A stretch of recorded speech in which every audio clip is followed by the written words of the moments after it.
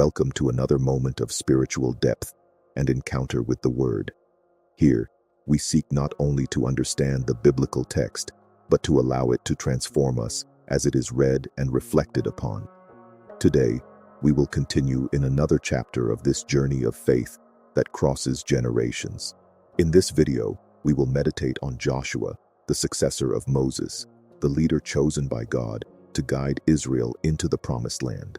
We will talk about his calling, the crossing of the Jordan, the fall of Jericho, and God's care in warning against dangerous alliances. In all of this, we will see how active faith, the one that fights, obeys, and conquers, reveals the character of a God who walks ahead of his people. When we arrive at the book of Joshua, we find a moment of profound transition. Moses, the great leader who led Israel out of Egypt, had completed his mission.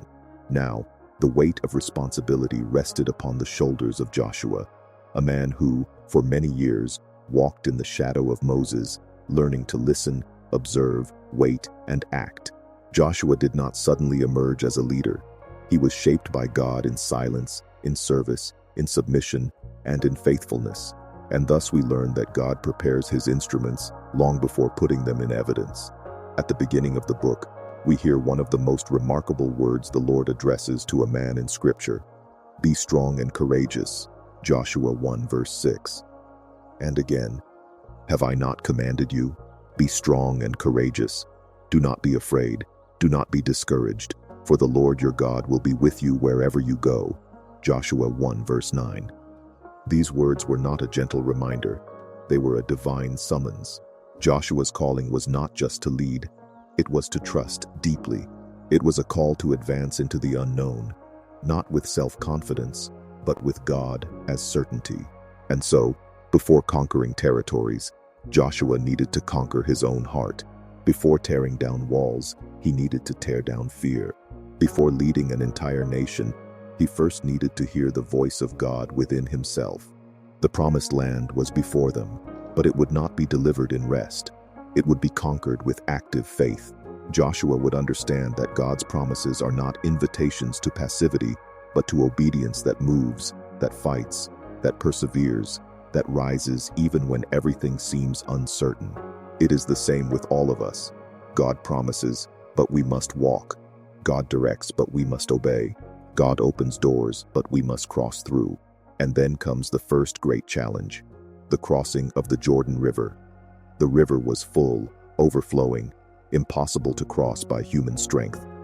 God, once again, leads his people to a situation that no human skill could solve. Because when God wants to teach us trust, he takes us to places where only the miracle can sustain. And then, the Lord tells Joshua that the priests should advance, carrying the Ark of the Covenant, and that when their feet touched the waters, the miracle would happen. Faith always requires the first step, not before the river stops, but while the waters are still flowing. And so the priests walk, step by step, until the unexpected happens. The waters stop, stand up as a wall, and the people cross on dry ground, remembering that the God who opened the Red Sea was also the God who would open the Jordan. Each crossing prepares the next one. Each memory of a miracle strengthens the faith for subsequent challenges. That people who, years ago, feared giants and grumbled before the impossible, now crossed an impossible river by faith, not by fear. Joshua's journey reveals that God works behind the scenes of human courage. He does not limit himself to performing miracles. He forms hearts capable of facing them. And then, after the crossing, comes the most emblematic moment of this story, the fall of Jericho, a city with immense, insurmountable walls, a symbol of human protection, military strength, and political pride. No human strategy could tear down those walls. But Joshua did not trust in human strategies. He trusted in the divine command. Even though it seemed strange, improbable, even absurd, march in silence for 6 days, circle the city, blow trumpets, shout on the 7th day. It was not a military strategy, it was a spiritual strategy. God wanted to show Israel that the greatest walls do not fall with swords, but with obedience. And so, on the 7th day, At the sound of the trumpets and the shout of the people, the walls collapsed, not by strength but by faith, not by weapons but by the presence of God. Joshua understood that obedience opens paths where logic does not reach. And we also learned that many walls in our lives will only fall when we obey the word, even when it is beyond human comprehension. Faith is not just believing, it is obeying without reservations. After the fall of Jericho, Joshua's name began to echo among the nations, not because he was a great military strategist, but because it was evident that God fought for Israel. The surrounding cities trembled. The kings began to unite in desperate alliances because they realized that they were facing a people whose God was not made of stone, nor silver, nor wood. He was the living God who opens seas, silences rivers, tears down walls, and honors the faith of those who obey him. But whenever a great victory happens, a great temptation soon follows. Victory is fertile ground for pride, for self-sufficiency, for that silent thought that says, "Now I can do it alone." And so, after Jericho, Israel experiences a hard lesson. The defeat at Ai. The city was small, insignificant, incapable of causing military fear. But Israel did not know that there was sin in the camp. Achan had taken what God had forbidden in Jericho, and individual disobedience generated collective consequences. Israel trusted in its own strength, underestimated the enemy, and forgot to consult the Lord. And when a people stops consulting God, they also stop winning. The defeat at Ai was not just military, it was spiritual. God wanted to teach Joshua, and us, that no promise is lived without holiness, and no conquest remains where there is hidden disobedience. By dealing with sin, purifying the camp, and restoring the fear of the Lord, Israel could advance again. And then Ai was conquered. Why did God allow the defeat first? So that Israel would understand that conquering a land is not the same as possessing the heart of God. The Lord always works inside us first, then around us. He shapes us before he exalts us. He molds us before he sends us. And so, restored and strengthened, Israel continues the journey until one of the most intriguing episodes in the narrative arises: the cunning of the Gibeonites. They knew they could not face Israel because they recognized that the God of Israel was invincible. So they decided to deceive Joshua. They wore old clothes, brought moldy bread, invented a story of a distant journey, and said they wanted to make a covenant. Joshua observed the appearances, heard the speech, analyzed the situation, but did not consult the Lord. And so, he made a covenant that should not have been made. The Bible states, "The men of Israel sampled their provisions, but did not inquire of the Lord." Joshua 9 verse 14. This is one of the deepest verses in the book, because it reveals that the enemy's greatest weapon is not strength. It is subtlety.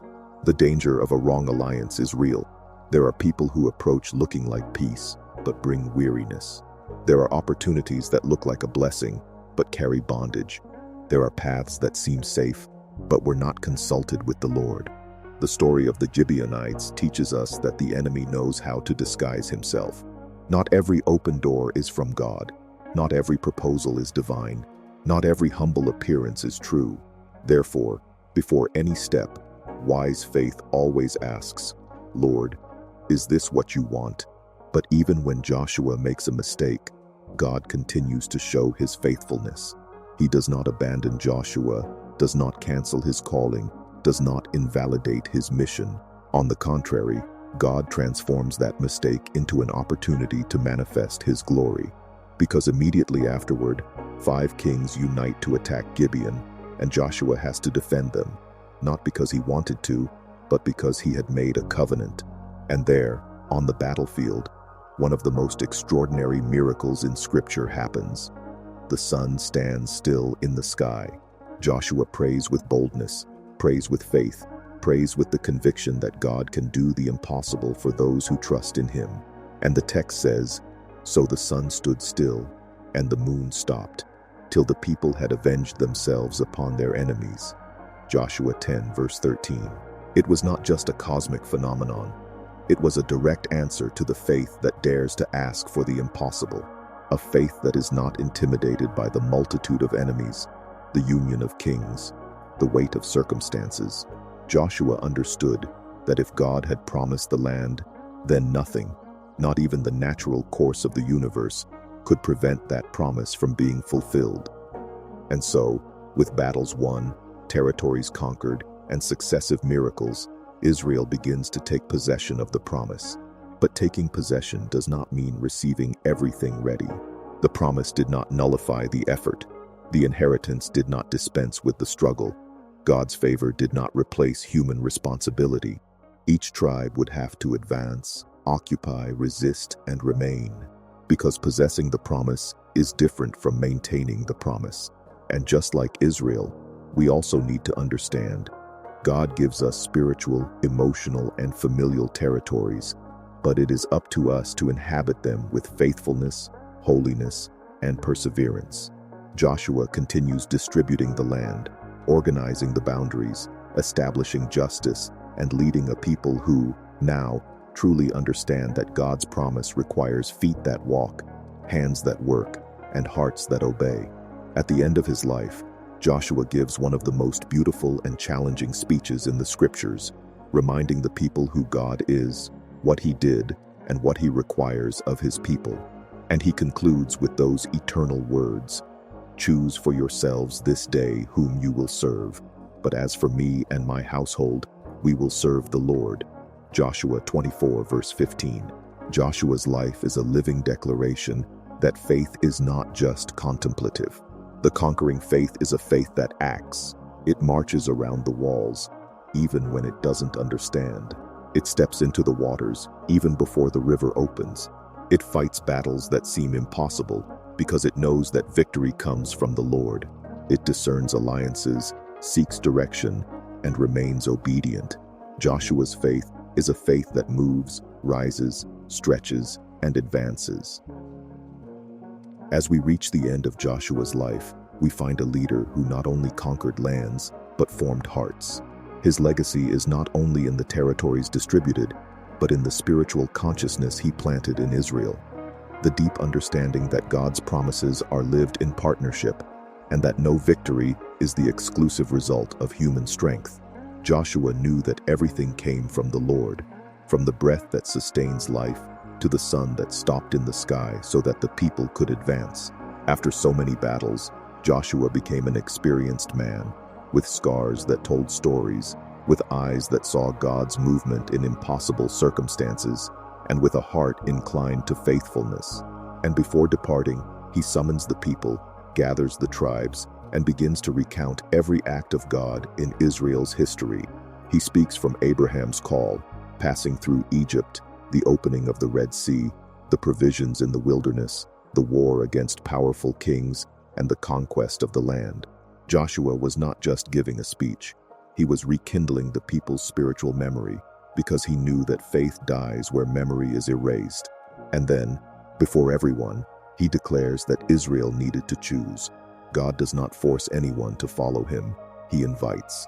He calls. He directs. But the decision is human.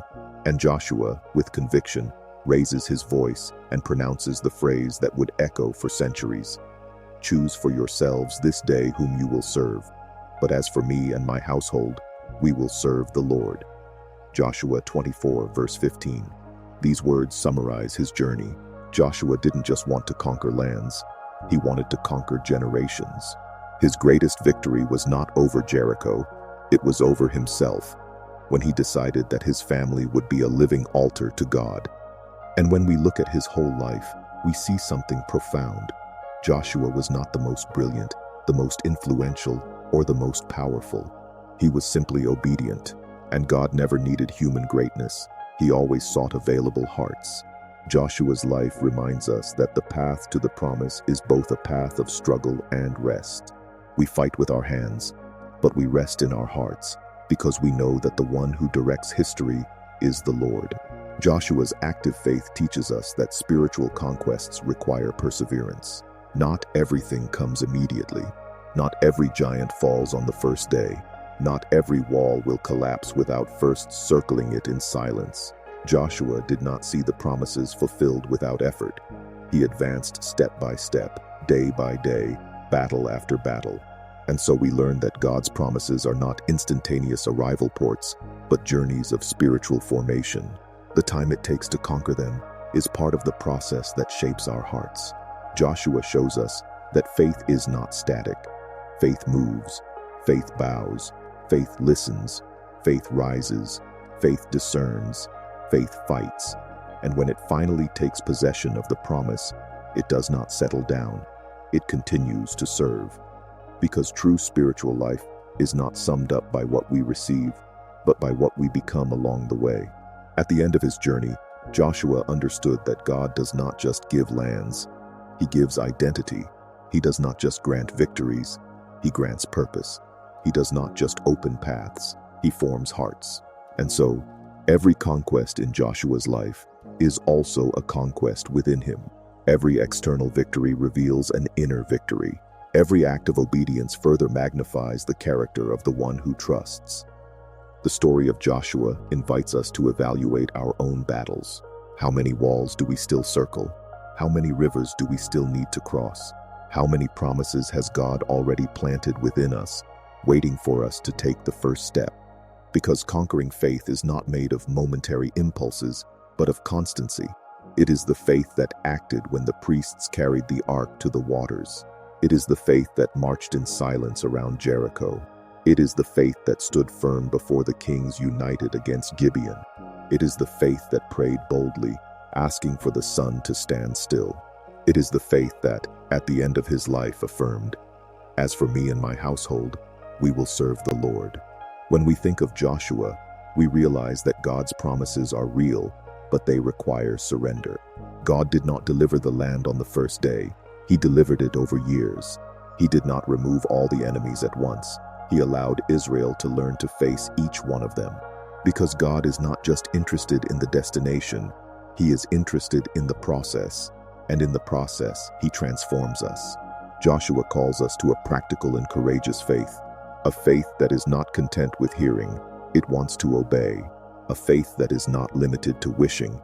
It wants to act. A faith that is not paralyzed by fear. It advances in confidence. Joshua's life challenges us to live with the certainty that when God promises, He fulfills, but also with the responsibility that when God calls, we need to respond. At the end of this study, we are invited to look at our own journey and ask, are we standing still before the Jordan, waiting for God to do something before we take the step? Are we before walls, wishing they would fall without obedience? Are we making alliances without consulting the Lord? Or are we living an active faith, a faith that fights, that obeys, that discerns, and that conquers? Joshua teaches us that God is faithful, but the promise requires movement. He shows that the path to the inheritance may be long, but God walks with us. And above all, it reveals that those who truly trust the Lord do not just receive a land, they receive a history marked by the presence of God. And so, we conclude that faith is not waiting with arms crossed. It is walking with a firm heart. It is advancing even without seeing. It is obeying even without understanding. It is trusting even without feeling. It is believing even when everything around seems contrary. May Joshua's life inspire in us this living faith, a faith that does not give up, does not retreat, and does not settle. A faith that marches towards the promise, knowing that victory is not in our hands, but in the hands of the God who goes before us.